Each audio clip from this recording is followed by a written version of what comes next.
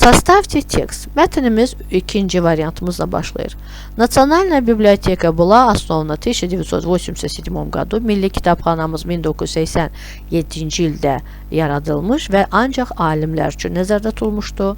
Sonra üçüncü variantımız. История ее создания неразрывно связана с развитием просвещения в регионе. Kitabxananın yaradılması regionda maarifçiliyin geniş inkişafı ilə bağlıdır. Sonra dördüncü variantımız.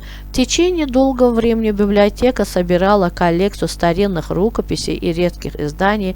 Uzun illər ərzində kitabxana qədim əlyazmalar və nadir nəşriyyatların коллекциясını toplamışdı. Birinci variantımız. Сегодня она успешно сочетает исторические наследия с возможностями цифровой эпохи. Hal-hazırki dövrdə o tarixi irsi, yəni rəqəmsal dövrün imkanları ilə qarşılaşdırır və onları birlikdə birləşdirir. Və ən sonunda da 5-ci variantımız. Здесь можно найти как бумажные, так и электронные версии книг, что делает ее доступной для широкой аудитории читателей variantını seçirik.